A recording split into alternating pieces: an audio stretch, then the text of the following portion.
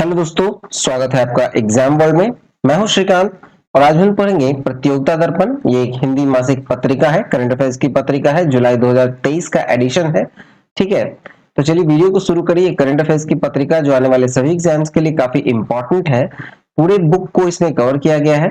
तो चलिए शुरू करते हैं राष्ट्रीय घटनाक्रम से, जहां पहला टॉपिक है कि कर्नाटक में चुनाव उपरांत कांग्रेस की सत्ता में वापसी और सिद्धारमैया दूसरी बार मुख्यमंत्री बने। तो देखा जाए तो 10 मई 2023 को कर्नाटक विधानसभा के लिए एक ही चरण में चुनाव कराए गए। सरकार बनी कांग्रेस का। ठीक है, और ऐसे भी यहाँ का इतिहास रहा है कर्नाटका का कि हर 5 वर्ष में सरकार बदल दी जाती है। मतलब ये 1985 से चली आ रही ये परंपरा है जो जनता ने अभी तक कायम रखा है कि हर 5 वर्ष में यहाँ का सरकार बदल दिया जाता है। और इस बार सरकार बनी है कांग्रेस की। 13 मई को संपन्न हुए थे चुनाव। मतगणना 13 मई को कराई गई। संपन्न चुनाव का जो मतगणना था 13 मई को कराई गई। और सिद्धारमैया जो है वो कर्नाटक के नए मुख्यमंत्री बने हैं। सिद्धारमैया 75 वर्षीय हैं। सिद्धारमैया जो है वो दूसरी बार कर्नाटक के मुख्यमंत्री बने हैं। इससे पहले ही वो 2013 से लेकर 2018 के दौरान मुख्यमंत्री रहे थे। ठीक है, देखा जाए तो कर्नाटक विधानसभा की जो कुल सीटें हैं वो 224 सीटें हैं और जिसमें से कांग्रेस को मिली है 135 सीटें। ठीक है, और 13 मई को ही निवर्तमान मुख्यमंत्री मतलब जो बीजेपी के मुख्यमंत्री थे बसवराज बोमई, उन्होंने मुख्यमंत्री पद से त्याग पत्र दे दिया था। ठीक है, आगे देखें तो इस चुनाव में भाजपा के 14 ऐसे मंत्री हैं और विधानसभा अध्यक्ष तक अपनी सीटें बचाने में विफल रहे। देखा जाए तो ये जो विधानसभा का जो दलगत स्थिति देखें तो कांग्रेस कांग्रेस जो है इस बार 135 सीटें प्राप्त कर सका और 2018 में इसे मात्र 80 सीटें मिली थी। मतलब इस बार 55 सीटें अधिक मिली हैं कांग्रेस को पिछली बार की तुलना में। और भाजपा को इस बार मात्र 66 सीटें मिली हैं, जो कि पिछली बार 104 सीटें मिली थी। मतलब भाजपा को 38 सीटों का नुकसान हुआ।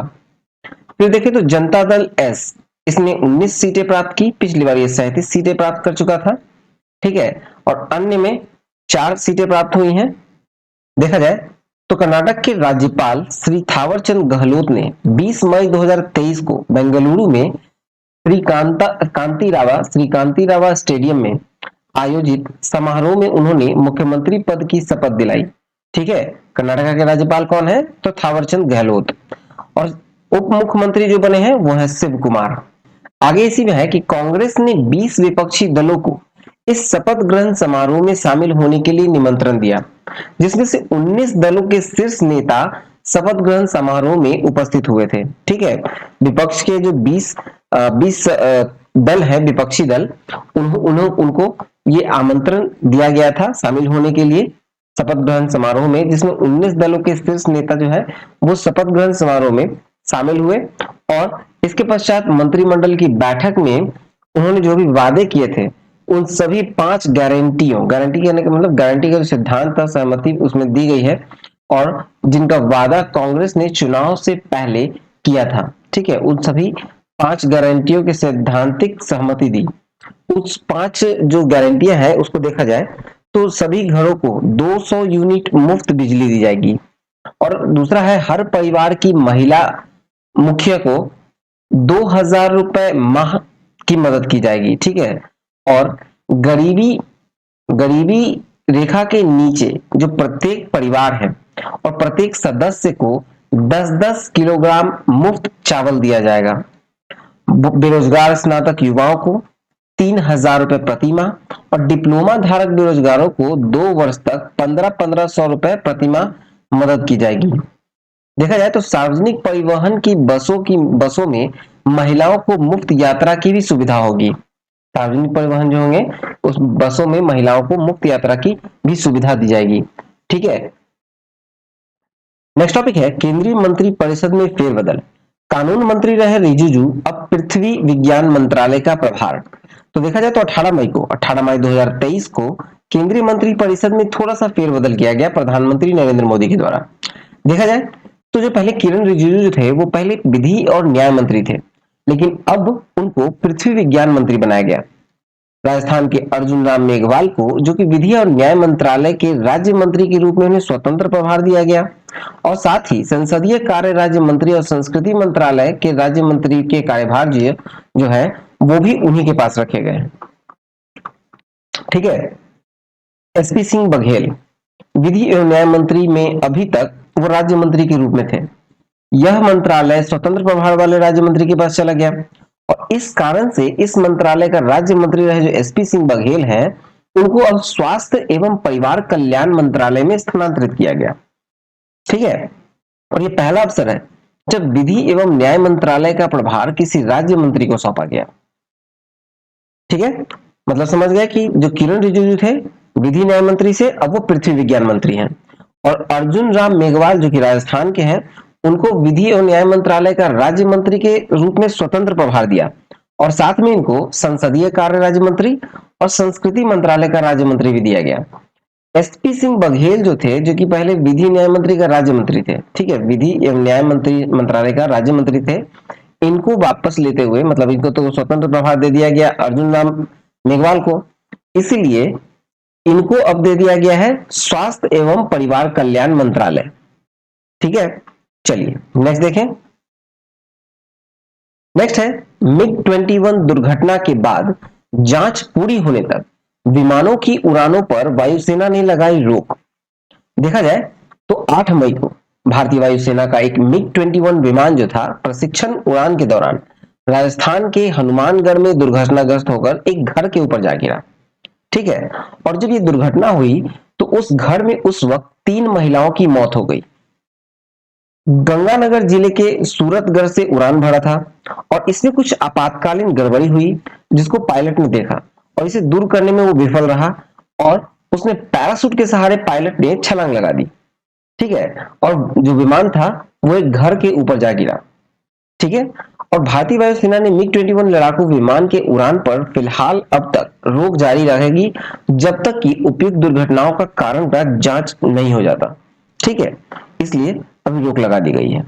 आगे है कि रूस निर्मित ये मिग 21 विमान था। 6 दशक पूर्व 1960 के दशक से जो भारतीय वायुसेना में शामिल है और धीरे धीरे पुराने पड़ते जा रहे हैं। विमानों के रख रखाव मुश्किल होता जा रहा है और इन विमानों को वायुसेना ने अब चरणबद्ध तरीके से हटाने का प्रक्रिया पहले ही चालू कर रखी है। ठीक है, चलिए नेक्स्ट देखते हैं। नेक्स्ट टॉपिक है कि भारतीय वायुसेना का पहला विरासत केंद्र चंडीगढ़ में स्थापित। विरासत केंद्र बनाया गया है, पहला विरासत केंद्र है, कहां बनाया गया है, तो ये बनाया गया है चंडीगढ़ में। देखिए 8 मई को भारतीय वायुसेना का विरासत केंद्र मतलब इंडियन एयरफोर्स हेरिटेज सेंटर का उद्घाटन किया गया चंडीगढ़ में, रक्षा मंत्री राजनाथ सिंह ने किया। अब देखा जाए तो भारतीय वायुसेना का जो इतिहास है या उससे जुड़ी जो भी विभिन्न उपलब्धियों को संरक्षित और प्रदर्शित करने के लिए एक वायुसेना विरासत केंद्र की स्थापना की गई। कहां, तो चंडीगढ़ में की गई। ठीक है, और वायुसेना से जुड़ी जो प्रमुख उपलब्धियां हैं उसको 3D के माध्यम से यहाँ प्रदर्शन किया गया है। पाकिस्तान चीन के साथ जो युद्ध हुए थे और उसमें जो इस्तेमाल किए गए जो लड़ाकू विमान के अतिरिक्त जो मिग 21 तेजस आदि विमानों का प्रदर्शन यहाँ किया गया है। 9 मई 2023 को आम जनता के लिए इस विरासत केंद्र को खोल दिया गया। ठीक है, चलिए नेक्स्ट देखें। नेक्स्ट है स्कॉर्पियन श्रेणी। स्कॉर्पियन श्रेणी में छठी और अंतिम पनडुब्बी जो वागसीर है उसको समुद्री परीक्षण प्रारंभ कर दिया गया। देखा जाए तो 18 मई को स्कॉर्पियन श्रेणी की जो छठी और अंतिम पनडुब्बी है जिसका नाम है वागसीर, वागसीर का समुद्री परीक्षण प्रारंभ किया गया।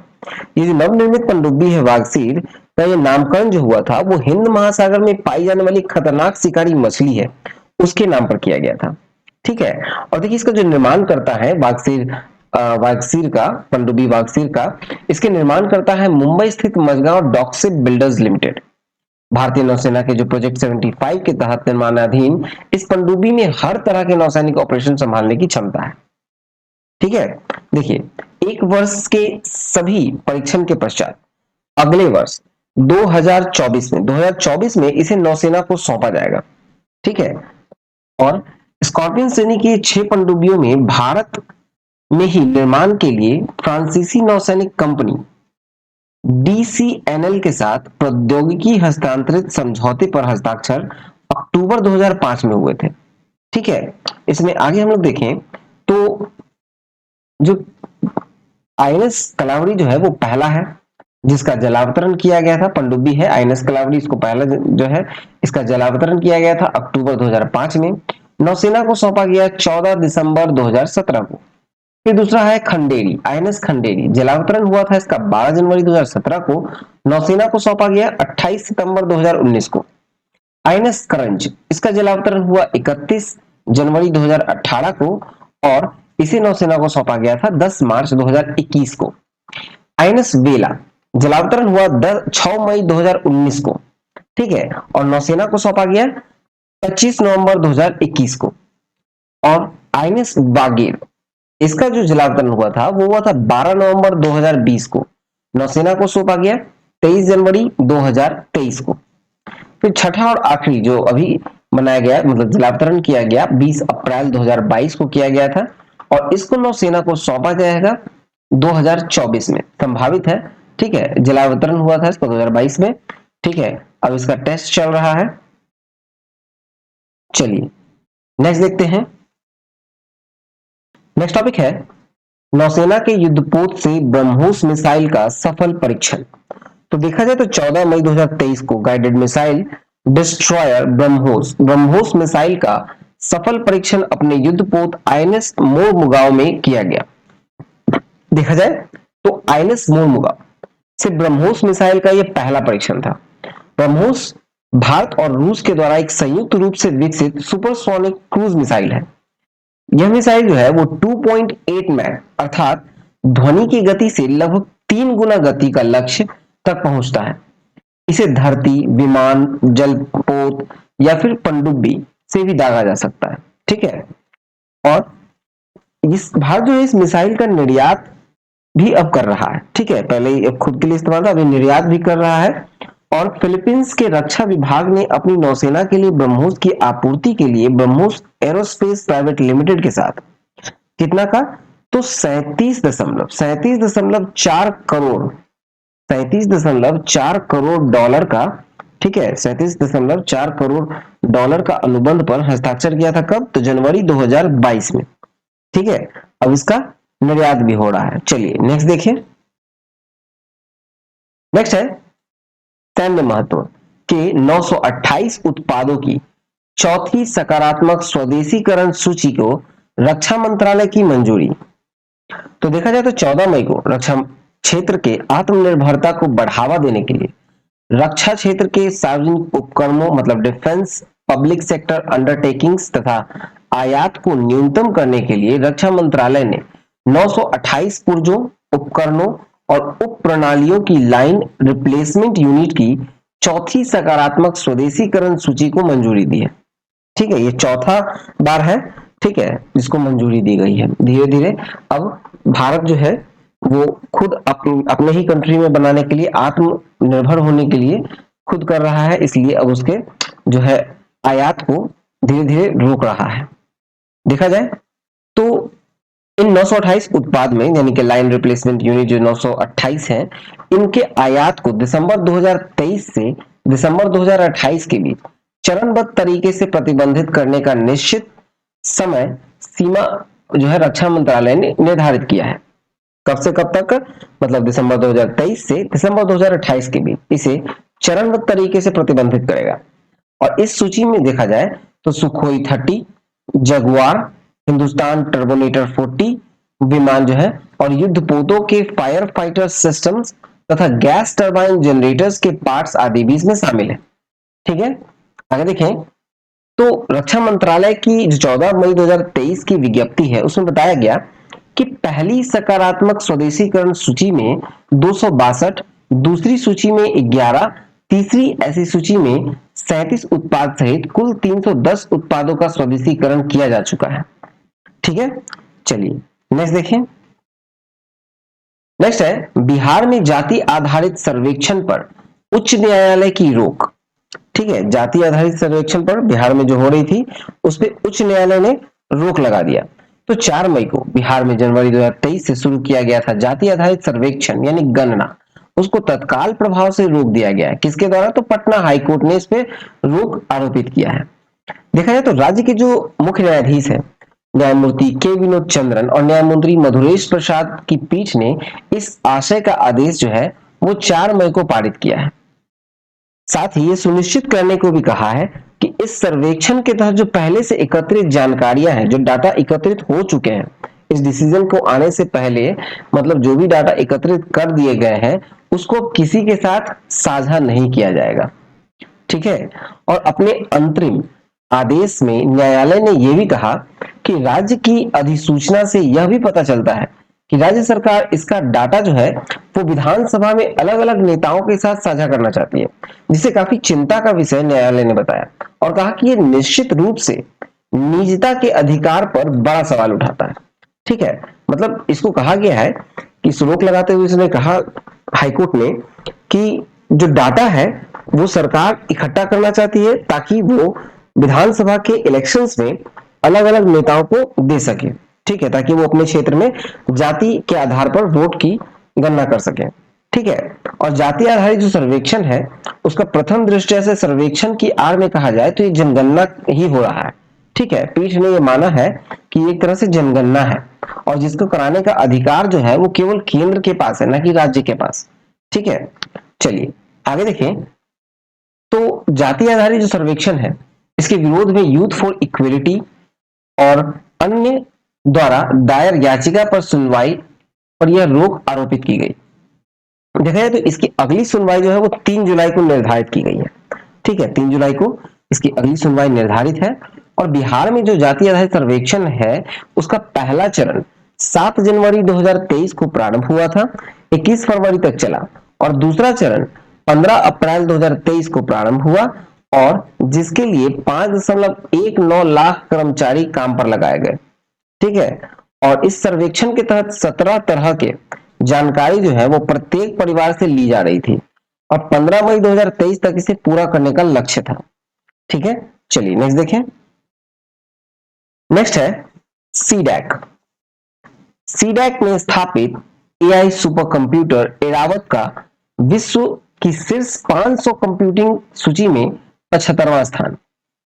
तो देखा जाए तो 23 मई को जर्मनी में संपन्न जो 61वें अंतरराष्ट्रीय सुपर कंप्यूटिंग सम्मेलन में घोषित किया गया कि विश्व के जो 500 टॉप सुपर कंप्यूटर सूची है उसमें सीडैक के एरावत की 75वीं रैंक दी गई है। ठीक है, सीडैक के जो एरावत कंप्यूटर है सुपर कंप्यूटर उसको 75वां रैंक दिया गया है।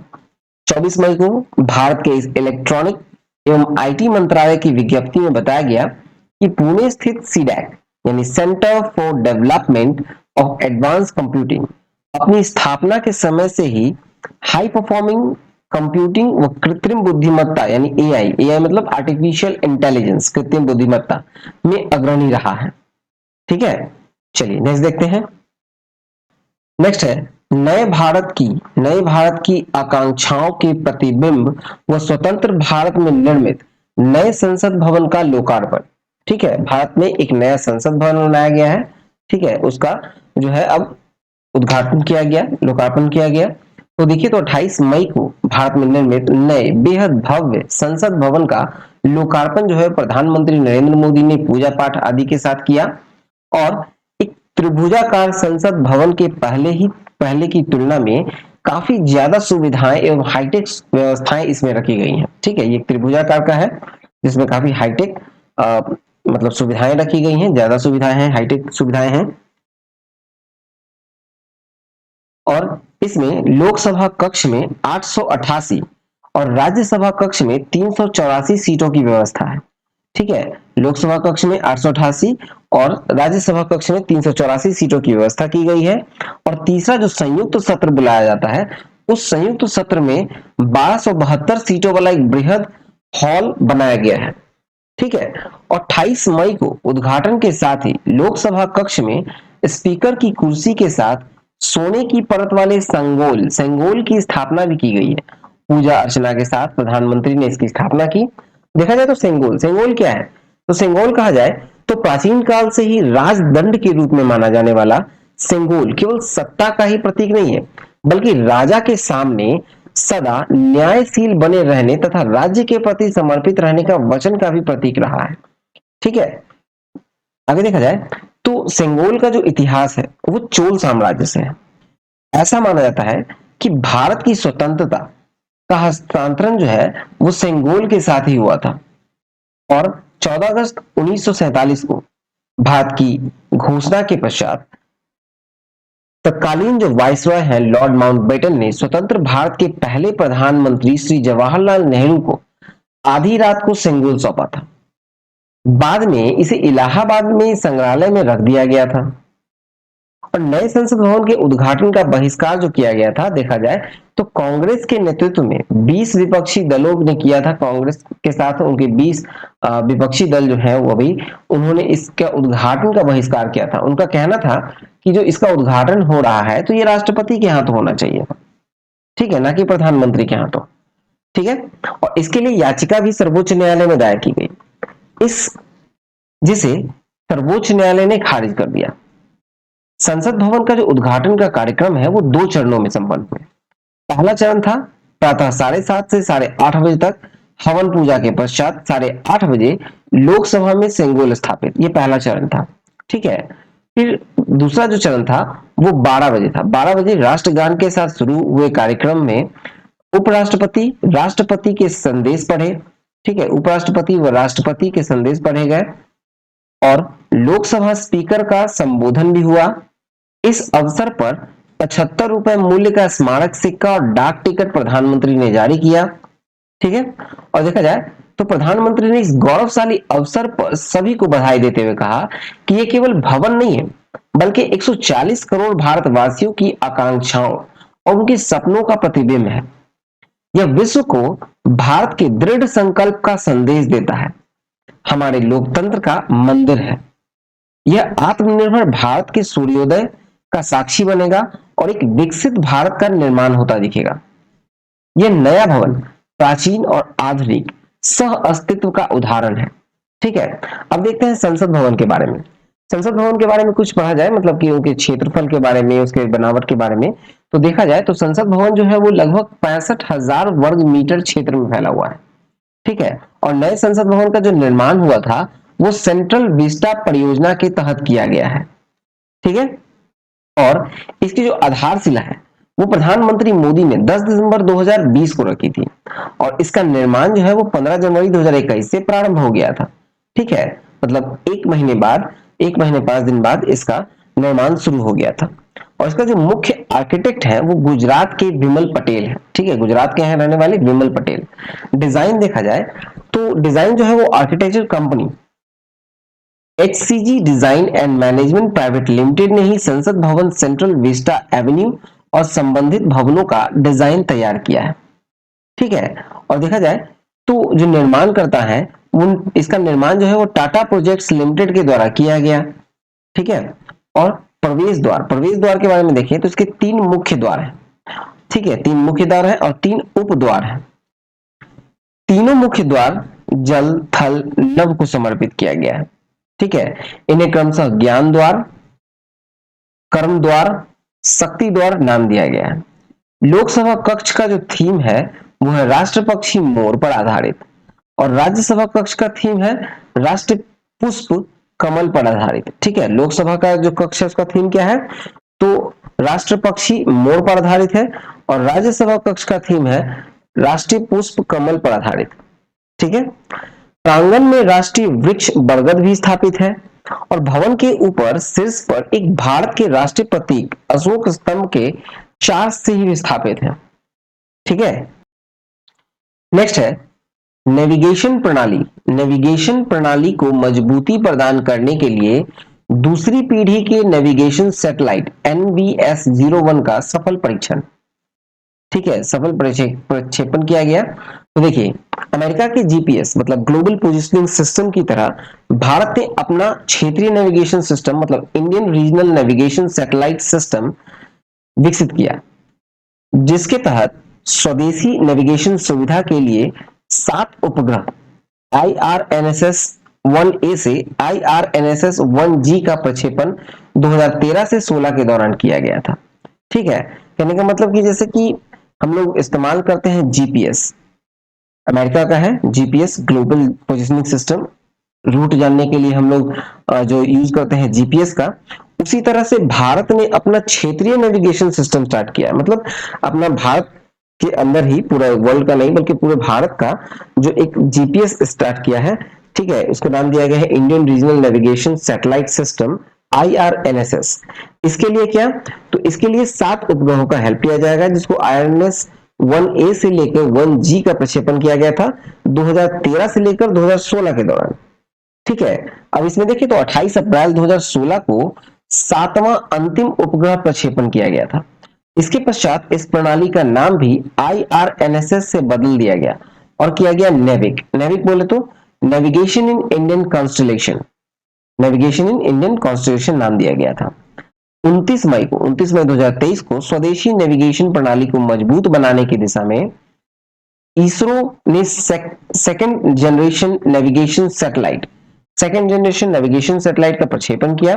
श्रीहरिकोटा सतीश धवन अंतरिक्ष केंद्र से अपने शक्तिशाली भू-स्थिर उपग्रह प्रक्षेपण यान GSLV Mk2F12 के जरिए, ठीक है, इसमें है कि ये 51.7 मीटर ऊंचा GSLV ने 2232 किलोग्राम वजन के NVS 01 को लेकर 251 किलोमीटर की ऊंचाई पर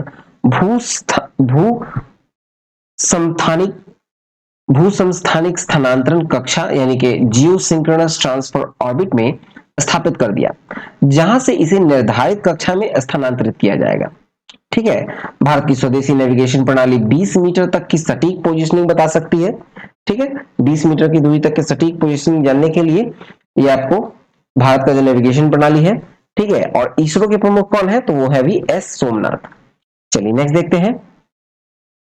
अब मूव करते हैं हम लोग अंतरराष्ट्रीय घटनाक्रम की ओर, जहां पहला है संघाई सहयोग संगठन के विदेश मंत्रियों की बैठक गोवा में संपन्न।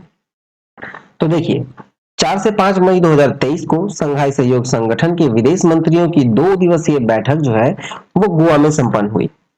28 अप्रैल 2023 को SCO मतलब संघाई सहयोग संगठन का जो रक्षा मंत्रियों की जो नई दिल्ली में संपन्न बैठक में पाकिस्तान के रक्षा मंत्री ख्वाजा आसिफ ने वर्चुअल तरीके से अपनी भागीदारी दर्ज की और SCO के सभी 8 सदस्य देश देखें तो वो है रूस, चीन, पाकिस्तान, कजाकिस्तान, उज्बेकिस्तान, किर्गिस्तान और ताजिकिस्तान और भारत, ये है 8 सदस्य देश। और विदेश मंत्री पर्यवेक्षक राष्ट्रों ईरान और बेलारूस के विदेश मंत्री भी भौतिक रूप से बैठक में शामिल हुए। ठीक है, 2 पर्यवेक्षक राष्ट्र थे, ईरान और बेलारूस, उनके विदेश मंत्री भी शामिल हुए। पाकिस्तान के विदेश मंत्री जो बिलावल भुट्टो हैं, भारत की यात्रा की। 10 वर्ष के अंतराल में देखा जाए तो ये पहली बार था कि पाकिस्तान के किसी भी मंत्री ने भारत की पहली यात्रा की। ठीक है, आगे देखें तो चीनी विदेश मंत्री किंग गोंग जो है वो साथ में भारतीय विदेश मंत्री डॉक्टर S जयशंकर की द्विपक्षीय वार्ता में संपन्न हुई। और देखा जाए तो ये SCO के सदस्य राष्ट्र के विदेश मंत्रियों की बैठक थी, जिसमें 15 महत्वपूर्ण विषयों पर सहमति बनी है और यह मुद्दा आतंकवाद के विरुद्ध सहयोग, रणनीति, वाणिज्य एवं कारोबार से संबंधित है। ठीक है, और देखा जाए तो ईरान और बेलारूस को पूर्ण सदस्य तथा संयुक्त अरब अमीरात, बहरीन, कुवैत, म्यांमार व मालदीव को वार्ता साझेदार के रूप में समूह में जोड़ने पर सहमति इस बैठक में बनी है। ठीक है, चलिए नेक्स्ट देखते हैं। नेक्स्ट है विश्व स्वास्थ्य संगठन के अनुसार कोरोना अब वैश्विक आपात स्थिति नहीं रही। ठीक है, देखा जाए तो 5 मई को विश्व स्वास्थ्य संगठन यानी WHO ने यह घोषित कर दिया कि कोरोना अब वैश्विक हेल्थ इमरजेंसी नहीं है। WHO के महानिदेशक कौन है, तो यह है डॉक्टर टेड्रोस घेब्रेयेसस। और देखा जाए तो टेड्रोस घेब्रेयेसस ने स्पष्ट किया कि यह इसका मतलब यह नहीं है कि वैश्विक स्वास्थ्य पर इसका खतरा अब नहीं है। ठीक है, उन्होंने कहा कि वैश्विक स्वास्थ्य आपातकाल न होने के बावजूद इसका खतरा अभी भी बना हुआ है तथा अभी भी लाखों लोग इससे अपना जीवन बचाने के लिए ICU में संघर्ष कर रहे हैं तथा करोड़ों लोग कोरोना वायरस का अभी भी सामना कर रहे हैं। देखा जाए तो डॉक्टर टेड्रोस घेब्रेयेसस ने बताया कि 1221 दिन पूर्व डब्ल्यूएचओ को चीन में वुहान में अज्ञात कारणों से निमोनिया के मामलों का पता चला था। इसके तेजी से विस्तार के कारण कोरोना को 30 जनवरी 2020 को वैश्विक स्तर पर आपात स्थिति डब्ल्यूएचओ ने घोषित कर दी थी। ठीक है, और इस तिथि तक चीन के बाहर कोरोना का 100 से कम मामले सामने आए थे और इसकी मृत्यु भी नहीं हुई थी उस समय तक। ठीक है, लेकिन अब देखा जाए तो उस समय से अब तक मतलब 3 वर्ष की अवधि में जो कोरोना ने पूरी दुनिया को तहस नहस कर दिया और ये बीमारी लगभग 70 लाख लोगों को मृत्यु तक पहुंचा दिया। और ये तो रिपोर्ट दर्ज है डब्ल्यूएचओ के द्वारा कि 70 लाख लोगों की मृत्यु हुई है। ठीक है, और ऐसे कहा जाए तो डब्ल्यूएचओ भी इस बात को स्वीकार करता है कि वास्तविक संख्या जो है वो इससे कई गुना अधिक हो सकती है। देखा जाए तो कोरोना के लगभग 2 करोड़ मौत की बात डब्ल्यूएचओ के महानिदेशक ने स्वीकार की है। चलिए नेक्स्ट देखें। नेक्स्ट टॉपिक है ब्रिटेन के सम्राट चार्ल्स तृतीय का औपचारिक राज्याभिषेक धूमधाम से संपन्न। ठीक है, इसका राज्याभिषेक किया गया है, काफी धूमधाम से किया गया है। ठीक है, अगर देखा जाए तो 6 मई 2023 को राजघराने का लगभग 1000 वर्ष पुरानी परंपरा अनुसार चार्ल्स तृतीय और उनकी पत्नी क्वीन कैमिला का औपचारिक राज्य तिलक हुआ लंदन में शाही रीति रिवाज के अनुसार। ठीक है, शाही रीति रिवाज के अनुसार उसका राज्य तिलक किया गया और समारोह में 100 से अधिक देशों के राष्ट्र प्रमुख या उनकी प्रतिनिधियों सहित लगभग 2000 हस्तियां आमंत्रित थी। ठीक है, देखा जाए तो भारत का प्रतिनिधित्व जो है वो उपराष्ट्रपति श्री जगदीप धनखड़ ने किया था और 3 दिन तक चले इस समारोह में 100 मिलियन पाउंड यानी लगभग 1029 करोड़ के खर्च का अनुमान है। ठीक है, देखा जाए तो 6 मई को संपन्न मुख्य समारोह में किंग्स चार्ल्स तृतीय और क्वीन कैमिला की ताजपोशी खानदानी वेस्टमिंस्टर एबे चर्च में हुई थी। ठीक है, खानदानी चर्च है, ठीक है, वहां हुई थी वेस्टमिंस्टर एबे चर्च में। देखा जाए तो वेस्टमिंस्टर एबे में किंग चार्ल्स तृतीय ने बाइबल पर हाथ रखकर परंपरागत शपथ ली, जिससे पश्चात गॉड सेव द किंग के नारों के बीच कैंटरबरी में आर्च बिशप जस्टिन वेल्बी ने चार्ल्स तृतीय के सर पर सेंट एडवर्ड का ताज रखा। ठीक है, सेंट एडवर्ड का ताज रखा गया था। ये ताजपोशी देखा जाए तो 1066 में विलियम वन की ताजपोशी के बाद राजघराने की सभी ताजपोशियां इसी चर्च में हुई थी। ठीक है, कब 1066 ईस्वी में विलियम प्रथम की ताजपोशी के बाद राजघराने का जितना भी ताजपोशियां हुआ था वो इसी चर्च वेस्टमिंस्टर एबे चर्च में हुई थी। ठीक है, देखा जाए आगे तो इस समारोह में क्वीन कैमिला को क्वीन मैरी का ताज पहनाया गया। क्वीन कैमिला को क्वीन मैरी का ताज पहनाया गया और ताजपोशी के साथ ही चार्ल्स तृतीय ब्रिटेन के साथ साथ 15 अन्य देश जिनमें कनाडा, ऑस्ट्रेलिया और न्यूजीलैंड के अतिरिक्त Papua New Guinea, Saint Kitts and Nevis, Saint Louis, Saint Vincent, Grenada, Bahamas और जमैका आदि शामिल है, वे वहां के भी राजा बन गए हैं। ठीक है, कुल 15 अन्य देशों के भी राजा बन गए हैं। साथ ही चर्च ऑफ इंग्लैंड के मुखिया भी वो बन गए हैं। किंग्स चार्ल्स तृतीय 74 वर्ष के हैं और ब्रिटिश सिंहासन पर आसीन होने वाले वो सबसे उम्रदराज सम्राट हैं, 74 वर्ष की उम्र में। ठीक है, चलिए नेक्स्ट देखते हैं।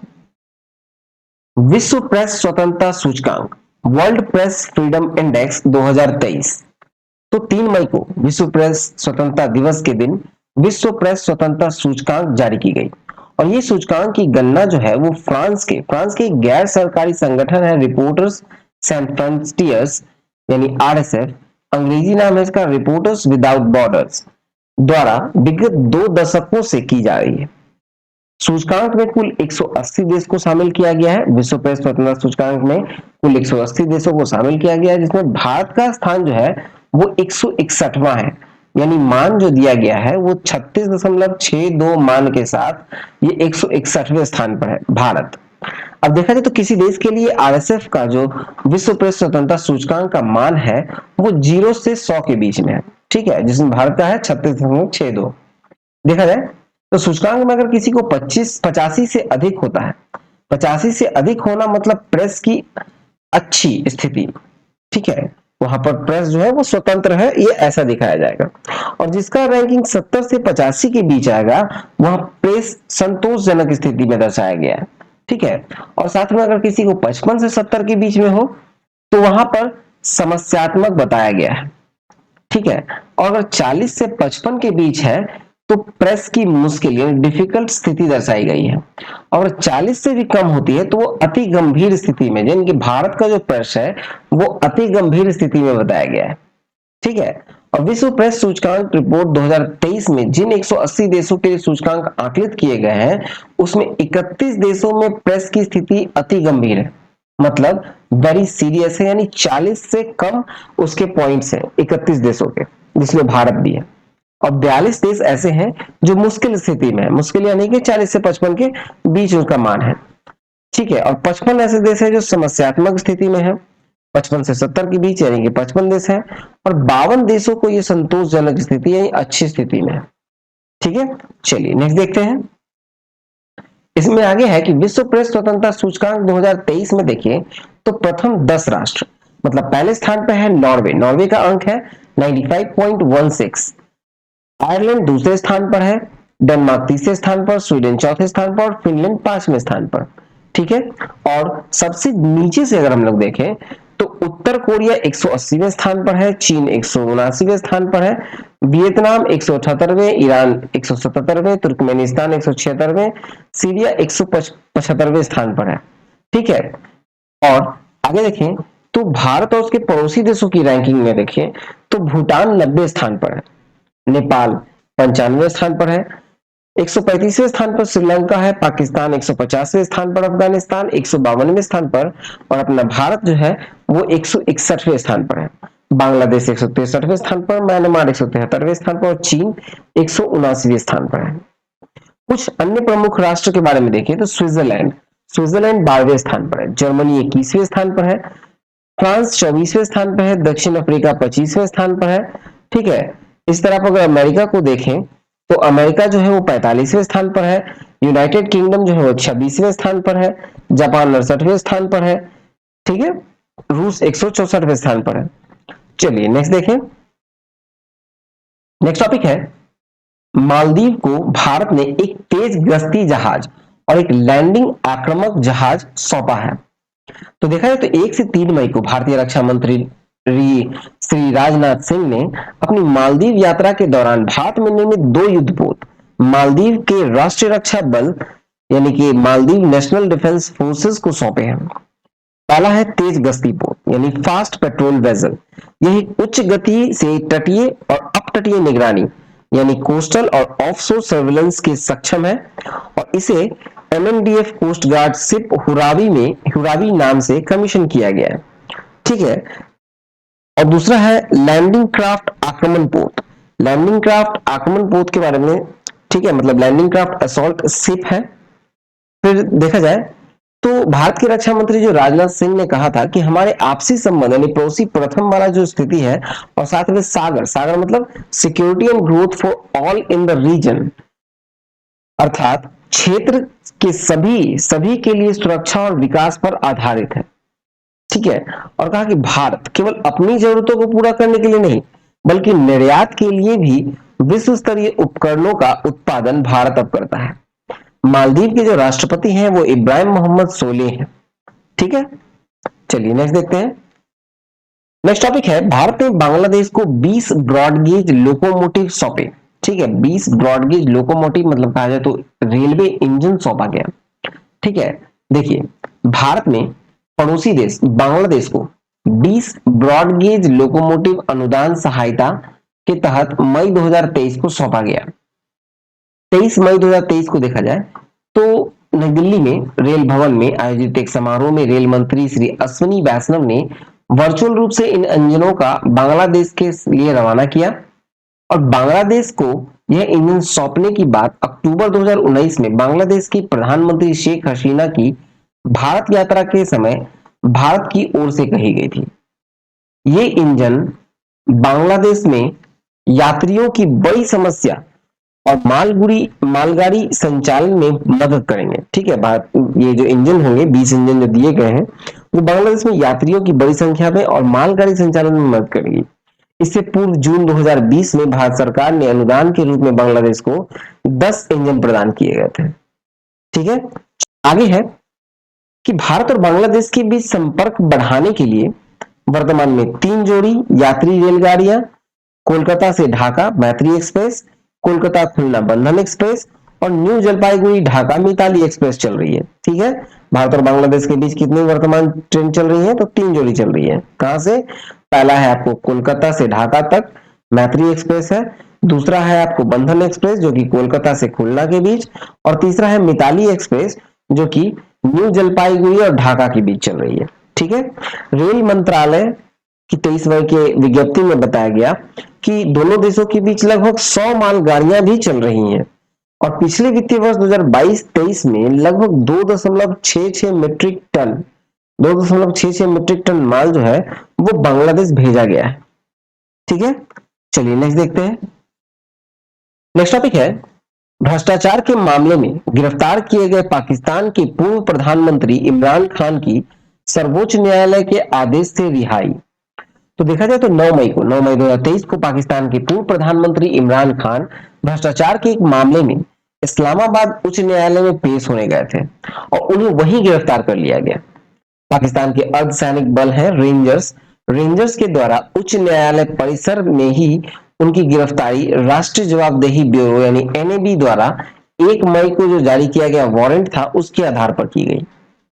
11 मई 2023 को सर्वोच्च न्यायालय के आदेश से 2 दिन बाद उनकी रिहाई कर दी गई थी। ठीक है, देखा जाए तो राष्ट्रीय जवाबदेही ब्यूरो के प्रवक्ता के अनुसार पूर्व प्रधानमंत्री इमरान खान की गिरफ्तारी जो है वो अल कादिर ट्रस्ट मामले में की गई।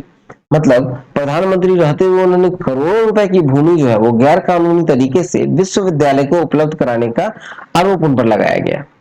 ठीक है, आगे देखें तो इस्लामाबाद और लाहौर सहित कई शहरों में उनकी पार्टी जो है पीटीआई मतलब पाकिस्तान तहरीक इंसाफ उसकी कार्यकर्ता और अन्य समर्थकों ने व्यापक हिंसक प्रदर्शन किए।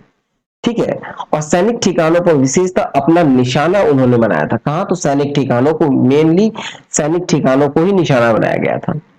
पाकिस्तान के गृह मंत्री राणा सनाउल्लाह ने कहा कि भ्रष्टाचार के एक मामले में राष्ट्रीय खजाने को नुकसान पहुंचाने के आरोप में उन्हें गिरफ्तार किया गया था।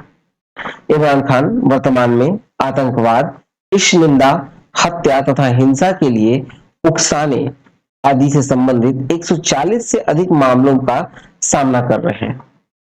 चलिए नेक्स्ट देखें। नेक्स्ट टॉपिक है रेसेप तैयब अर्दगान लगातार तीसरी बार टर्की के राष्ट्रपति निर्वाचित। तो देखा जाए तो 14 मई को तुर्की में पहले चरण में मतदान कराया गया था, मतलब एक ही चरण में मतदान कराया गया था 14 मई को। पहले चरण में देखा जाए तो अर्दगान और कमाल किलिचदारोग्लू के अतिरिक्त अन्य उम्मीदवार भी चुनाव के मैदान में थे, किंतु किसी भी उम्मीदवार को निर्वाचन होने के लिए आवश्यक जो 50% मत लाना था उस किसी के नहीं मिल पाया। ठीक है, नहीं मिलने के कारण दूसरे चरण का मतदान हुआ कब? 28 मई को। पहले दौर के मतदान में सर्वाधिक मत प्राप्त करने वाले जो 2 उम्मीदवार थे अर्दगन और किलिच दादारोग्लू में से किसी एक ही को मतदाताओं को चुनना था। तुर्की की संसद में कुल सदस्य जो है वो 600 है। अर्दगान की पार्टी को कुल सीटें प्राप्त हुई 267 और किलिच दादरोग्लू की दूसरी बड़ी पार्टी यानी सीएचपी की सीटों की संख्या रह गई 169। अन्य सीटें जो है वो छोटे दलों को प्राप्त हुए। ठीक है, और राष्ट्रपति कौन बने? तो रेसिप तैयब अर्दगान। अर्दगान जो है वो 2003 से 2014 तक प्रधानमंत्री रहे थे और 2014 के बाद लगातार वो राष्ट्रपति पद पर बने हुए हैं। चलिए नेक्स्ट देखते हैं।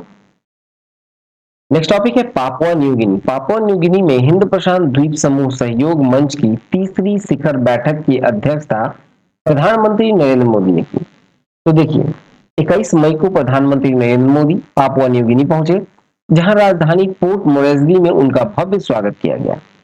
हिंद प्रशांत क्षेत्र के इस द्वीपीय राष्ट्र में श्री मोदी का मुख्य कार्यक्रम जो है वो राजधानी पोर्ट मोरेस्बी में हिंद प्रशांत द्वीप समूह सहयोग मंच की तीसरी शिखर बैठक की मेजबानी करना था। ठीक है। और देखा जाए तो हिंद प्रशांत क्षेत्र के जो 14 द्वीपीय राष्ट्र हैं इस समूह में शामिल हैं। और ये देश कौन कौन से हैं?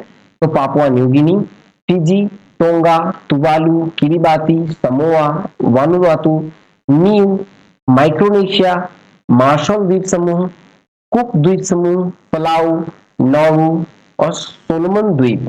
ये है 14 राष्ट्रीय मतलब 14 द्वीपीय राष्ट्र जो इसमें शामिल है। ठीक है, हिंद प्रशांत क्षेत्र में। और बैठक के संबोधन में प्रधानमंत्री नरेंद्र मोदी की घोषणाएं अगर देखें तो सभी 14 पैसिफिक द्वीपीय राष्ट्रों को डायलिसिस यूनिट लगाने में मदद करेंगी।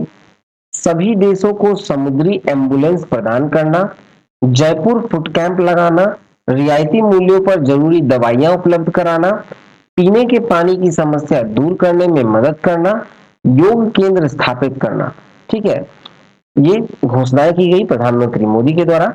और देश के सर्वोच्च सम्मान जो है grand companion on off the order of लोगोहू से नरेंद्र मोदी को सम्मानित किया गया। पापुआ न्यू गिनी के प्रधानमंत्री हैं जेम्स मोपे। ठीक है, चलिए नेक्स्ट देखें। नेक्स्ट टॉपिक देखें तो G7 का 49वां शिखर सम्मेलन हिरोशिमा में संपन्न। तो देखा जाए तो 19 से 21 मई 2023 को G7 का 49वां शिखर सम्मेलन जो है वो जापान के प्रधानमंत्री फूमियो किशिदा की मेजबानी में हिरोशिमा में संपन्न हुआ। ठीक है, G7 के देश कौन कौन है? तो Canada, France, Germany, Italy, Britain और अमेरिका।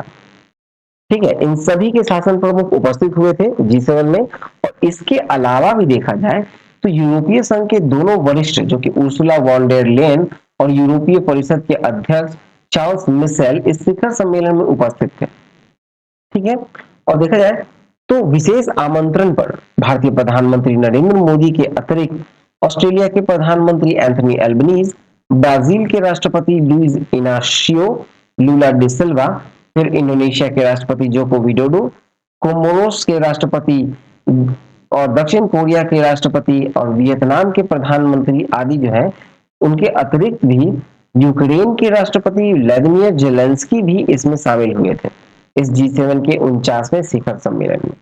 ठीक है, और सम्मेलन में रूस यूक्रेन युद्ध का मुद्दा सबसे ज्वलंत मुद्दा था। सम्मेलन का समापन पर जारी संयुक्त वक्तव्य में स्पष्ट कहा गया कि समूह के 7 देशों के नेता रूस के अवैध आक्रमण के खिलाफ यूक्रेन की मदद के लिए ठोस कदम उठाएंगे। रूस यूक्रेन युद्ध के मामले में भारत का दृष्टिकोण G7 से भिन्न होने के बावजूद भी श्री मोदी से मिलने पर उनसे बात करने पर विशेष रुचि विश्व की शीर्ष नेताओं ने हिरोशिमा में व्यक्त की है। ठीक है, चलिए नेक्स्ट देखते हैं। अगला है कि भारत सहित 4 देशों के क्वाड का शिखर सम्मेलन हिरोशिमा में संपन्न हुआ। तो देखिए क्वाड जो है वो 4 देशों का समूह है जिसमें भारत, अमेरिका, जापान और ऑस्ट्रेलिया है। 20 मई को इन 4 देशों का क्वाड संगठन का जो 5वां बैठक था, कहने का मतलब कि व्यक्तिगत रूप से अगर उपस्थिति में देखें तो ये तीसरी बैठक थी जो कि जापान में संपन्न हुई। इसे 2 बैठक जो वर्चुअल रूप से था वो कोरोना का कारण वर्चुअल रूप से हुआ था। ठीक है, और 3 बैठक मुख्य है क्योंकि ये व्यक्तिगत रूप से हुई है। अब देखा जाए तो इस शिखर वार्ता में मेजबान देश जो है जापान के प्रधानमंत्री फूमियो किशिदा, भारत के प्रधानमंत्री नरेंद्र मोदी, अमेरिका के राष्ट्रपति जो बाइडेन और ऑस्ट्रेलिया के प्रधानमंत्री एंथनी एल्बनीज भी हिरोशिमा में उपस्थित थे। ये तीसरी शिखर बैठक है जो मूलतः 24 मई को सिडनी में होनी थी, लेकिन राष्ट्रपति बाइडेन द्वारा सिडनी यात्रा का कार्यक्रम को रद्द कर दिया गया, जिसके कारण यह बैठक जो है वो हिरोशिमा में ही संपन्न हुई, जापान के हिरोशिमा में ही संपन्न हुई। देखा जाए तो क्वाड सम्मेलन अपने संबोधन में प्रधानमंत्री नरेंद्र मोदी ने कहा कि क्वाड सफलता केवल हिंद प्रशांत क्षेत्र के लिए ही नहीं है बल्कि संपूर्ण विश्व के लिए महत्वपूर्ण है। ठीक है, और हिंद प्रशांत क्षेत्र के सहनीयता मतलब रेजिलेंस और समृद्धि में वृद्धि के लिए विभिन्न पहलों की घोषणा को क्वाड नेताओं ने इस सम्मेलन में की।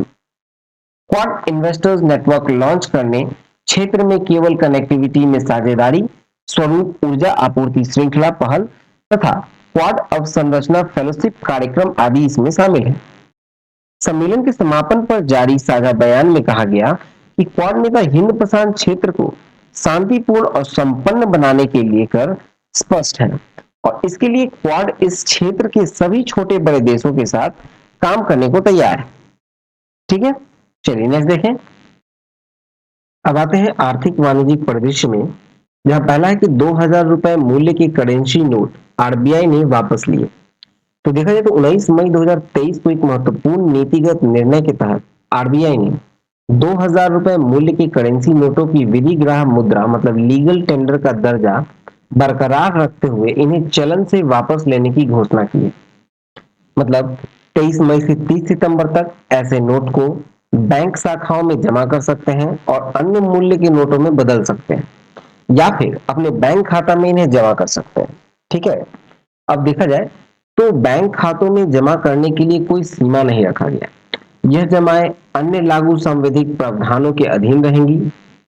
बैंक काउंटर पर नोट बदलने के लिए एक बार में अधिकतम 10 नोट यानी 20,000 मूल्य तक के नोट काउंटर पर बदलवाए जा सकेंगे। ठीक है, और देखें तो 20,000 रुपए तक की जो राशि है, यह नोट बदलने की सुविधा आरबीआई के सभी 19 क्षेत्रीय कार्यालय जहां निर्गमन विभाग स्थित है वहां भी 23 मई 2023 से उपलब्ध कराई गई है। ठीक है, मतलब आरबीआई के ऑफिस जो आरबीआई का ब्रांच है वहां पर भी जाकर जहां पर भी निर्गम निर्गम विभाग है वहां पर यानी 19 क्षेत्रीय कार्यालय जो है वहां पर ये सुविधा दी गई है कि आप नोट बदलवा सकते हैं। 2000 रुपए मूल्य की करेंसी नोट जारी करने का निर्णय जो है वो नवंबर 2016 में लिया गया था। 500 रुपए और 1000 रुपए के मूल्य के जो बैंक नोट थे उसको विधिग्राह्य मुद्रा मतलब लीगल टेंडर मुद्रा का दर्जा हटाने के समय कारण था कि अर्थव्यवस्था में मुद्रा की आवश्यकता को जल्द से पूरा करने का तथा प्रचलन में अब अन्य मूल्य वर्गों का नोट जो है वो पर्याप्त मात्रा में हो गया। ठीक है, और जिस वजह से ये 2000 रुपए के मूल्य के नोट जारी करने का उद्देश्य पूरा हो गया। कहने का मतलब ये है कि जो अचानक से 500 रुपए और 1000 रुपए के नोट बंद किए गए थे तो उस दौरान लोगों को जो मुद्राओं की जरूरत होती क्योंकि अधिक मात्रा में 500 के नोट चाहिए होंगे। अगर 2000 के नोट जारी नहीं होते तो अधिक मात्रा में 500 के नोट की जरूरत पड़ती। तो उस समय 2000 के नोट जारी करने पड़े ताकि कम नोट में ज्यादा से ज्यादा अमाउंट को बदला जा सके। ठीक है, और अब क्या हुआ कि उस समय से मतलब अब तक 2000 के नोट मूल्य जारी हो गए जिससे कि लोगों को अपने पैसे बदलवाने में आसान हो गए और उनके जो जरूरत है उसे पूरा होने के उद्देश्य के बाद 2000 के मूल्य जो है उसका मुद्रण बंद कर दिया गया। मतलब उसके नोट का प्रिंटिंग जो है वो 2018-2019 में ही बंद कर दिया गया था। ठीक है, जो मार्केट में है सो है और 2018 से 19 में इसका प्रिंटिंग बंद कर दिया गया क्योंकि वो 500 के नोट इतने पर्याप्त मात्रा में हो गए कि लोगों को पूरे पूरे हो गए। ठीक है, तब देखिए आरबीआई ने तो उसे बंद कर दिया 18-19 में और आरबीआई के अनुसार मार्च 2017 से पहले 2000 के 89% नोट जारी किए गए थे। ठीक है, 2017 से पहले 89% जारी कर दिए गए थे और मार्च 2018 के अंत में 6.73 लाख करोड़ रुपए मूल्य के ऐसे नोट चलन में थे। ठीक है, और देखा जाए तो मार्च 2023 के अंत में चलन में 2000 रुपए मूल्य के जो करेंसी नोट है उसका कुल मूल्य 3.62 लाख करोड़ ही था। ठीक है, मतलब जो बैंक को वापस गया वो वापस जमा हो गया। मतलब धीरे धीरे ये मूल्य जो 2000 के नोट है वो धीरे धीरे घटते गए। मार्च 2023 के अंत तक ये 3.62 लाख करोड़ ही रह गया था। ठीक है, आरबीआई ने स्वच्छ मुद्रा नीति अपनाया मतलब क्लियर पॉलिसी को ध्यान में रखते हुए 2000 रुपए के मूल्य के नोटों का वापस लेने का निर्णय जो है वो आरबीआई द्वारा लिया गया। ठीक है, चलिए नेक्स्ट देखते हैं। नेक्स्ट है कि बैंकों की अदावी राशियों को उनके सही मालिकों को लौटाने के लिए 100 दिन 100 भुगतान अभियान। देखिए अदावी जमा क्या होता है, मतलब अनक्लेम्ड डिपॉजिट जिसको कहते हैं। ठीक है, अदावी जमा है अनक्लेम्ड डिपॉजिट, मतलब बैंक के बचत खातों में या फिर चालू खातों में जिनके खातों का संचालन पिछले 10 वर्षों से या उससे अधिक समय से नहीं हुआ है, साथ ही जो सावधि जमा जिनकी परिपक्वता अवधि 10 वर्ष से अधिक समय हो चुका है, जिनका कोई दावेदार नहीं है, ऐसी जमा राशियों को अदावी जमाओं के रूप में वर्गीकृत किया जाता है। ऐसी अदावी राशियों को भारतीय रिजर्व बैंक द्वारा संचालित जमाकर्ता शिक्षा और जागरूकता निधि मतलब depositors education and awareness fund DEA fund में जमा करने का प्रावधान है। ऐसी अदावी राशियों के वास्तविक हकदारों की पहचान के लिए ससमय प्रयास रिजर्व बैंक के द्वारा किए जाते हैं और इस श्रृंखला में नए 100 दिन 100 भुगतान मतलब 100 डेज 100 पेज अभियान की घोषणा की गई रिजर्व बैंक के द्वारा मई 2023 में। ठीक है, पता कि 100 दिनों के भीतर देश के प्रत्येक जिले के प्रत्येक बैंक के फिर 100 अदावी जमा राशियों का पता लगाया जा सके और उसका निपटारा किया जा सके। ठीक है, चलिए नेक्स्ट देखें। तो नेक्स्ट है कि लेखा वर्ष 2022-23 के लिए आरबीआई द्वारा 87,416 करोड़ के लाभांश का केंद्र को हस्तांतरण।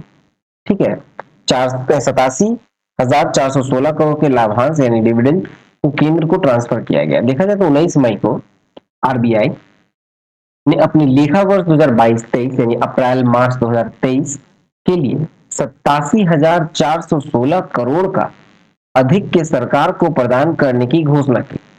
ये लाभांश जो है पूर्व वर्ष 2021-22 के लाभांश यानी 30,307 का लगभग 3 गुना है। 19 मई 2023 को आरबीआई के गवर्नर श्री शक्तिकांत दास की अध्यक्षता में बैंक के केंद्रीय बोर्ड की संपन्न बैठक में ये निर्णय लिया गया कि किसी भी आपात स्थिति से निपटने के लिए आकस्मिक जोखिम बफर यानी कंटीजेंसी रिजर्व बफर को 6% रखते हुए 87,416 करोड़ रुपए का लाभांश सरकार को उपलब्ध कराएगी। ठीक है, चलिए नेक्स्ट देखते हैं। नेक्स्ट है विगत 5 वर्षों में देश में कोयला उत्पादन में लगभग 23% की वृद्धि। देखा जाए तो 3 मई 2023 को कोयला मंत्रालय की एक विज्ञप्ति में बताया गया कि 2018 से 19 में देश में कोयला का कुल उत्पादन जो है वो 728.72 मिलियन टन था, जो कि 2022-23 में 22.6% वृद्धि के साथ ये 893.08 मिलियन टन रहा। देखिए भारत में कोयला का उत्पादन देखते हैं मिलियन टन में, जो कि 2022-23 का डाटा दिया गया है कोल इंडिया लिमिटेड का कि 703.21। ठीक है, मिलियन टन 703.21 था 2022-23 में कोयला का उत्पादन हुआ है कोल इंडिया लिमिटेड के द्वारा, जो कि पिछले वर्ष 2018-19 के बीच में था 606.89। फिर नेक्स्ट है सिंगरेली कॉलरीज। सिंगरेली कॉलरीज जो है वो 67.14 मिलियन टन भारत में कोयला का उत्पादन हुआ। ठीक है, और कैप्टिव प्लांट्स व अन्य कुल 122.72 मिलियन टन कोयला का उत्पादन हुआ भारत में। इसमें वृद्धि अगर देखें तो 113.7% की इसमें वृद्धि है। ठीक है, कुल उत्पादन कितना हो गया तो 893.08 मिलियन टन यानी कि इसमें 22.6% की वृद्धि हुई है। चलिए नेक्स्ट देखते हैं। नेक्स्ट है 2022-23 में देश में खाद्यान्न सहित अधिकांश उपजों के रिकॉर्ड उत्पादन कृषि मंत्रालय के तीसरे अग्रिम अनुमान। तो देखा जाए तो 25 मई 2023 को फसल वर्ष 2022-23 के दौरान देश के प्रमुख कृषिगत उपजों का तीसरा अग्रिम अनुमान यानी कृषि एवं किसान कल्याण मंत्रालय द्वारा जारी किया गया है। और इस तीसरे अग्रिम अनुमान के तहत देखा जाए तो 2022-23 में जो प्रमुख फसलों का उत्पादन है वो अनुमान निम्नलिखित है। मतलब कुल खाद्यान्न 330.53 मिलियन टन रिकॉर्ड हुआ। ठीक है, 330.53 मिलियन टन ये एक रिकॉर्ड है। फिर चावल जो है 135.54 मिलियन टन ये भी रिकॉर्ड है। गेहूं जो है 112.74 मिलियन टन ये भी रिकॉर्ड है। बाजरा 111.17 मिलियन टन और पौष्टिक मोटे अनाज जो है वो 54.75 मिलियन टन। मक्का 35.91 मिलियन टन ये रिकॉर्ड है। ठीक है, और दलहन 27.50 मिलियन टन इस तरह से ये दिया गया है। ठीक है, और इसको हम लोग पीडीएफ में भी दे देंगे। ठीक है, तो अरहर देखा जाए तो 4.35 मिलियन टन, चना 13.54 मिलियन टन, मूंग 3.74 लाख टन। ठीक है, चलिए इसको हम लोग पीडीएफ में दे देंगे। आगे देखते हैं। अगला है क्षेत्रीय संपर्क योजना उड़ान का नया 5.1 चरण हेलीकॉप्टर यात्राओं को प्रोत्साहन। तो देखा जाए तो क्षेत्रीय कनेक्टिविटी विस्तार के लिए नागरिक उड्डयन मंत्रालय द्वारा अक्टूबर 2016 में शुरू की गई पूरे देश का आम नागरिक योजना का 4 चरण कार्यान्वित हो चुका था। पांचवा चरण उड़ान 5.0 शुरू किया जा चुका है और इस योजना के तहत छोटे शहरों को भी विमान उड़ानों से जोड़ा गया है। ठीक है, और आम आदमियों की रियायती किराए पर हवाई यात्राएं सुलभ कराई गई। इसके 5.1 संस्करण की घोषणा नागरिक उड्डयन मंत्रालय ने मई 2023 में की है। इस योजना के तहत आगे विस्तार करते हुए विशेष रूप से हेलीकॉप्टर मार्गों के लिए तैयार किया गया है। ठीक है, और देखा जाए तो इस सुदूर क्षेत्रों के साथ साथ अन्य मार्गों पर भी हेलीकॉप्टर सेवा को बढ़ावा दिया जा सकेगा। यात्री के किराए में 25% की कटौती होगी। ठीक है, देखा जाए तो रीजनल कनेक्टिविटी स्कीम यानी उड़ान का यह संस्करण उड़ान 5.1 आम आदमी को सस्ते किराए पर देश के सुदूरवर्ती स्थानों की हवाई यात्रा करने की अनुमति देने की प्रधानमंत्री की वेतन की दिशा में एक और कदम होगा। ठीक है, चलिए नेक्स्ट देखें। नेक्स्ट है कि सार्वजनिक क्षेत्र के बैंकों के शुद्ध लाभ में वृद्धि। तो देखा जाए तो बीते वर्ष 2022-23 के दौरान भारत का सार्वजनिक क्षेत्र का बैंकों का शुद्ध लाभ में भारी वृद्धि हुई और इन बैंकों के एनपीए यानी नॉन परफॉर्मिंग एसेट्स में गिरावट संदर्भित वर्ष में आई है। सार्वजनिक क्षेत्र के जो 12 बैंक हैं, 12 बैंकों के कोई भी 2022-23 के दौरान घाटे में नहीं रहा। सार्वजनिक क्षेत्र के बैंकों के मुनाफा में लगभग आधा योगदान अकेले स्टेट बैंक ऑफ इंडिया का है।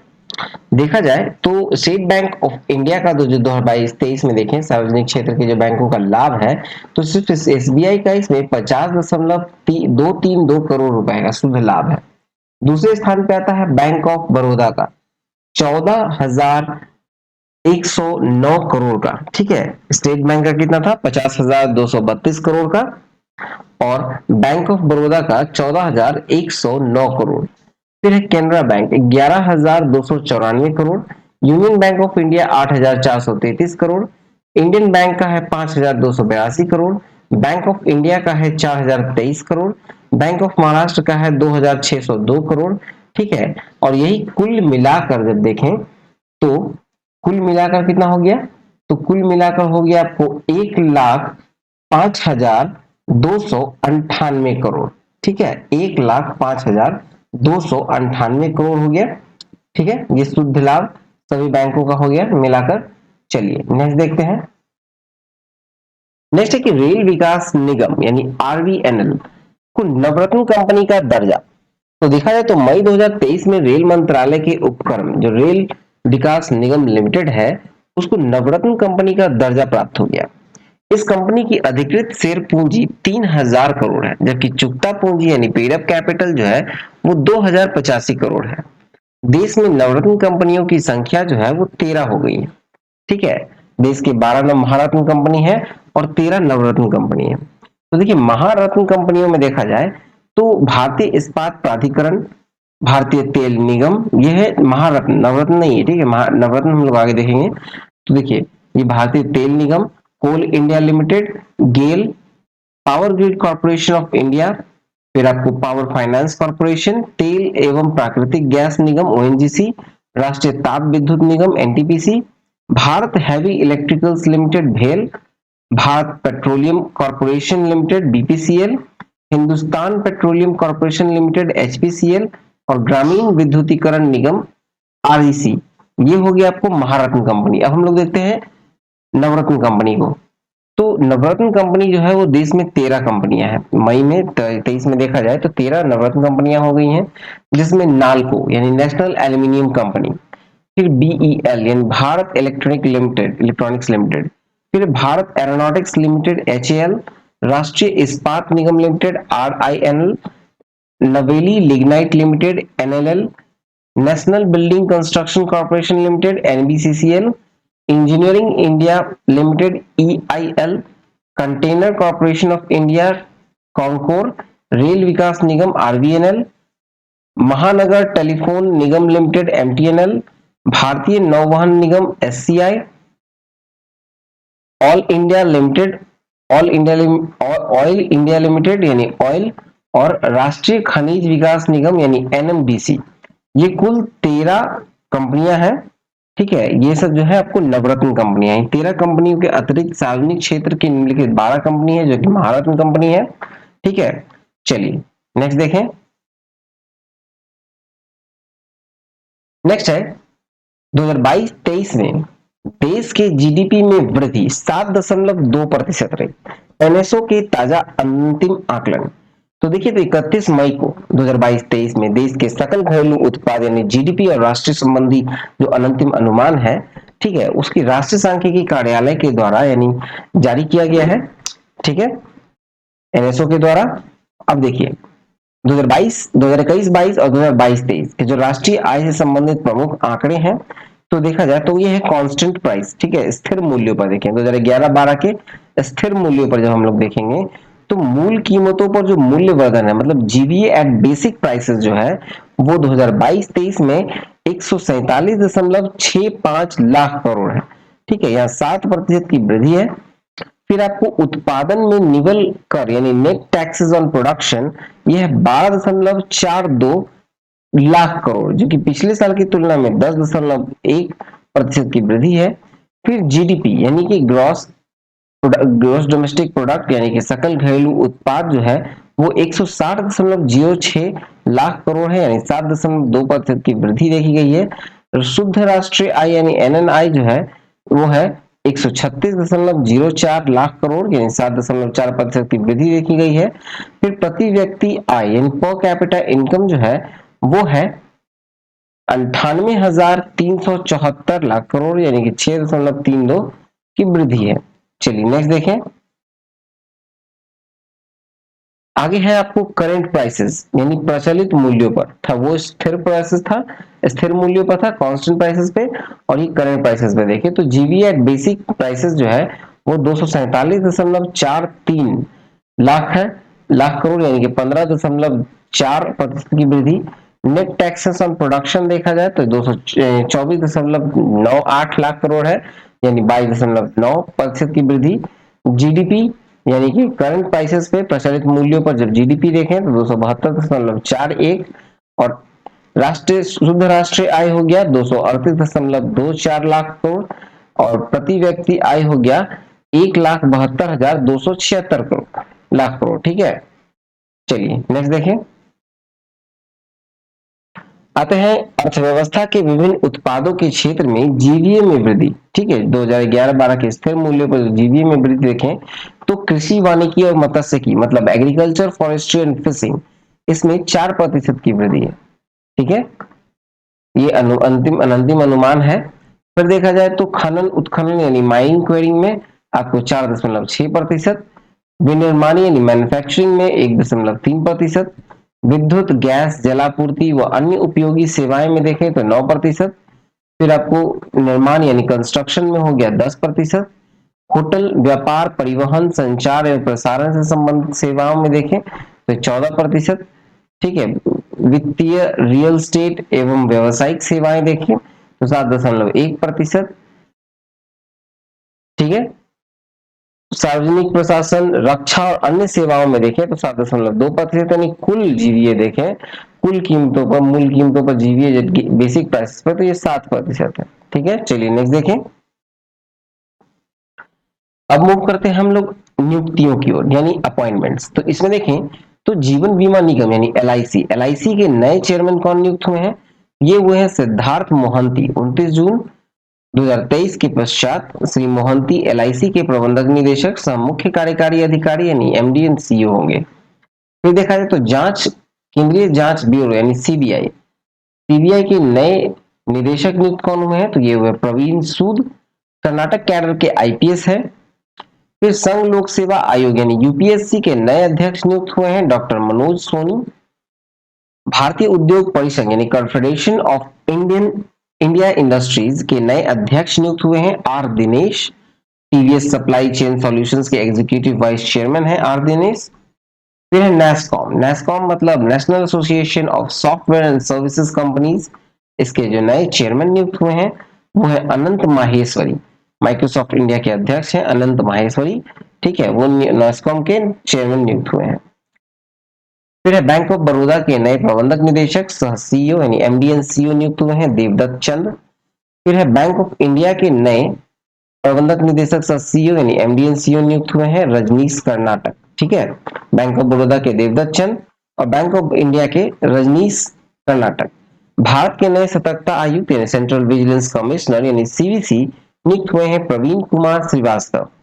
फिर विश्व बैंक के अध्यक्ष नियुक्त हुए हैं अजय बंगा जो कि भारतीय मूल के अमेरिकी वित्त विशेषज्ञ हैं। फिर संसद की लोक से लेखा समिति यानी पब्लिक अकाउंट्स कमेटी यानी पैक के अध्यक्ष पद पर कौन बरकरार है, तो यह अधीर रंजन चौधरी जो कि कांग्रेस के हैं। फिर है प्राक्कलन समिति यानी एस्टिमेट कमेटी के अध्यक्ष के पद पर कौन बरकरार है, तो यह गिरीश बापट, भाजपा के गिरीश बापट। फिर नेक्स्ट की लोक उपक्रमों पर संसदीय समिति यानी पार्लियामेंट्री कमेटी और पब्लिक अंडरटेकिंग्स के अध्यक्ष पद पर बरकरार है संतोष कुमार गंगवार। फिर देखिए सर्वोच्च न्यायालय में दो नए न्यायाधीश आए हैं। एक आए हैं न्यायमूर्ति प्रशांत कुमार मिश्र जो कि आंध्र प्रदेश के मुख्य न्यायाधीश थे। फिर है वरिष्ठ एडवोकेट केवी विश्वनाथन। ये सीधी बार से ही सर्वोच्च न्यायालय में नियुक्ति पाने वाले 10वें एडवोकेट हैं। चलिए नेक्स्ट देखते हैं। अब आते हैं हम लोग विविध यानी मिसलेनियस की ओर। तो नौसैनिक अभ्यास समुद्र शक्ति 2023 देखा जाए तो 14 से 19 मई को भारत में इंडोनेशिया के बीच द्विपक्षीय नौसैनिक अभ्यास समुद्र शक्ति 2023 इंडोनेशिया में बैटम में संपन्न हुआ। 14 से 16 मई को उसका पहला चरण बंदरगाह चरण, फिर 17 से 22 मई को दक्षिण चीन सागर में दूसरा चरण समुद्र चरण संपन्न हुआ। चलिए नेक्स्ट देखें। शेरपा कामिरीता का रिकॉर्ड 28वीं बार एवरेस्ट आरोहण। तो देखा जाए तो नेपाल की 53 वर्षीय शेरपा कामिरीता ने माउंट एवरेस्ट पर 2 बार चढ़ने में सफलता मई 2023 में प्राप्त की। इस वर्ष मई 2023 में 2 बार 17 मई और 23 मई 2023 को सफल एवरेस्ट आरोहण कर इस मामले में अपना ही रिकॉर्ड उन्होंने भंग किया। साथ ही साथ मई 2023 तक का रिकॉर्ड अगर देखें उनका तो ये 28 बार ये उपलब्धि वो अपने नाम कर चुकी है। कितनी बार, तो 28 बार। चलिए नेक्स्ट देखें। नेक्स्ट है नौसैनिक अभ्यास समुद्र शक्ति 2023। तो ये 2 से 8 मई को आसियान देशों के साथ भारत का पहला समुद्री अभ्यास यानी AIME ASEAN Indian maritime exercise 2023 Singapore के तट पर संपन्न हुआ। देखा जाए तो 2 से 4 मई को पहला चरण था जब बंदरगाह चरण था, ठीक है, हार्बर फेज, और ये सिंगापुर की नौसेना के चांगी नौसैनिक बेस पर संपन्न हुआ था। फिर 7 से 8 मई को दूसरा समुद्री चरण दक्षिण चीन सागर में से संपन्न हुआ और भारत की ओर से INS दिल्ली और INS सतपुरा ने इस संयुक्त अभ्यास में भाग लिया। तो देखा जाए तो सिंगापुर प्रवास के दौरान भारत के दोनों युद्धपोतों ने सिंगापुर की मेजबानी में आयोजित रक्षा प्रदर्शनी IMDX यानी इंटरनेशनल मैरीटाइम डिफेंस एग्जीबिशन तथा रक्षा conference IMSC international maritime security conference में भी भाग लिया। ठीक है, चलिए नेक्स्ट देखें। अब आते हैं निधन की ओर। केशव महिंद्रा 48 वर्षों तक महिंद्रा एंड महिंद्रा ग्रुप के चेयरमैन रहे। देश के अग्रणी उद्यमी श्री केशव महिंद्रा का 99 वर्ष की आयु में निधन हो गया। नेक्स्ट है बालू धानोरकर। महाराष्ट्र के कांग्रेस के एकमात्र सांसद बालू धानोरकर का 48 वर्ष की आयु में दिल्ली के एक अस्पताल में निधन हो गया। चलिए नेक्स्ट देखते हैं। अब आते हैं हम लोग पुस्तक की ओर यानी बुक्स एंड ऑथर में देखें तो पहला है the half moon. The half moon के लेखक हैं मैरी बेथ किम। फिर है the covenant of water. The covenant of water के लेखक हैं अब्राहम वर्गीस। फिर नेक्स्ट है the day dreams. The day dreams के लेखक हैं लॉरा हानकिन। फिर नेक्स्ट है the golden years the morning joys of living a good life long. इसके लेखक हैं रस्किन बॉन्ड। चलिए नेक्स्ट देखें। तो चलिए वीडियो यहीं तक था। आई होप आपको अच्छा लगा होगा, तो प्लीज वीडियो को लाइक करें, शेयर करें, सब्सक्राइब नहीं किया तो सब्सक्राइब कर नोटिफिकेशन बेल दबाना जरूर सुनिश्चित करें, ठीक है, क्योंकि नोटिफिकेशन बेल दबाने से हमारे आने वाले वीडियोस, जो भी वीडियोस अपलोड होंगे उसके नोटिफिकेशंस आपको मिल जाएंगे। पीडीएफ डाउनलोड करने के लिए आप हमारे टेलीग्राम को जरूर ज्वाइन कीजिएगा, लिंक डिस्क्रिप्शन में है, ठीक है। और ऑनलाइन स्टडी सेंटर .in हमारी वेबसाइट है, यहाँ आपको पीडीएफ सेक्शन में पीडीएफ मिल जाएगा। टेलीग्राम को जरूर ज्वाइन कीजिएगा। तो चलते ही मिलते हैं नेक्स्ट वीडियो में। Thank you for watching exam world.